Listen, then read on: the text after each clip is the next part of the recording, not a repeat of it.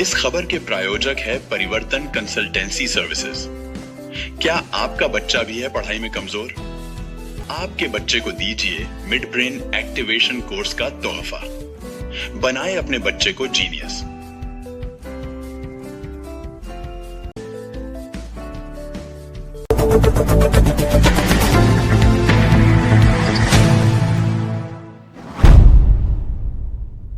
संगठन मंत्री आम आदमी पार्टी गुजरात फरीથી એકવાર લગભગ 10:30 થવા આવ્યા છે। સર્વે પત્રકાર મિત્રોની ઇમરજન્સી બોલાવવાના હતા, તમારું સ્વાગત કરીએ છીએ।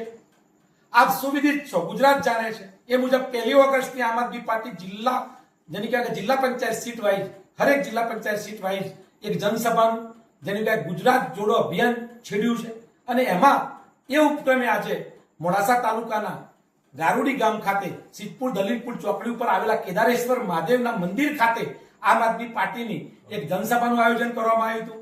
એની પોલીસ પરમિશન થી માંડી માનનીય એસડીએમ સાહેબની પૂર્વ મંજૂરી લઈ અને આ કાર્યક્રમ આદર્યો હતો। ક્યાંક ને ક્યાંક ભાજપના તાનાશાહોના ઈશારે મારી ઇવેન્ટ શરૂ થાય ત્યારે તરત જ અમારી લાઈટ કાપી નાખવામાં આવી। હું આપના માધ્યમથી એ તાનાશાહોને અને પોલીસ પ્રશાસન અને જેની કહેવાય કે આયોજન સમિતિમાં બેઠતા તમામ એ અધિકારીશ્રીને અને ખાસ કરીને અરવલ્લી જિલ્લા કલેક્ટરશ્રીને કહેવા માંગુ છું કે રાષ્ટ્રીય પાર્ટીની એક ઇવેન્ટ હોય અને એમાં ક્યાંક ને ક્યાંક સમય રાત્રિનો સમય છે, ખુલ્લા વાતાવરણની અંદર મીટિંગ છે, ત્યાં જેની કહેવાય કે ઝેરી જાનવરોનો એટલો વસવાટ છે, એ જ સમયે જેની કહેવાય કે પોલીસ ત્યાં સાક્ષી છે। મારી પાસે પોલીસ પરમિશનનો લેટર, તમામ પોલીસના વિડીયો, એ ઇવેન્ટના વિડીયો પણ મોજૂદ છે। ક્યાંક ને ક્યાંક અમારી આ લાઈટ ભાજપના ઈશારે અને માનનીય જેની કહેવાય કે ઇલેક્ટ્રિસિટી બોર્ડના એન્જિનિયરની હાથો બનાવી અને ઈરાદાપૂર્વક અમારી લાઈટ જેની કહેવાય કે જે તે ઇવેન્ટની લાઈટ કાપી નાખવામાં આવી છે। અમારી ઇવેન્ટને આ લોકો ક્યાંક ફ્લોપ કરવા માંગતા હતા, એ લોકોને હું જણાવવા માંગુ છું આપના માધ્યમથી કે તમારા તમામ પ્રયત્નો પૂરા કરજો।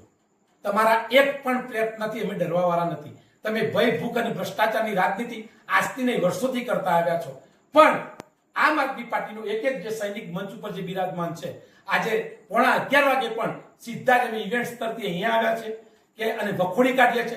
માન્ય કલેક્ટરશ્રીને હું અલ્ટિમેટમ આપું છું કે આની ઊંડાણપૂર્વકની તપાસ થાય।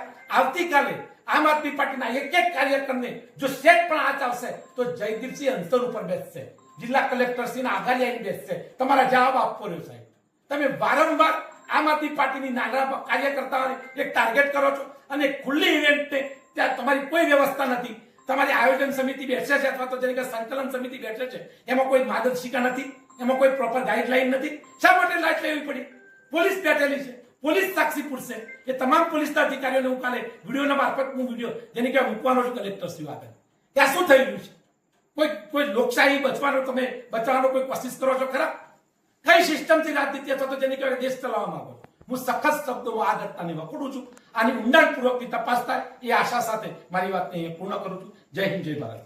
ફોન ક્યાંથી આવે? હાથુરથી આવે? ફોન ક્યાંથી આવે? કે દિલોડિયાથી આવે? ફોન ક્યાંથી આવે? લીંબોઈથી આવે? તો શું કામ? સાહેબ મારો વ્યવહાર વ્યવહાર ક્યાંથી આવે? અમે તો શિક્ષક માણસ છીએ।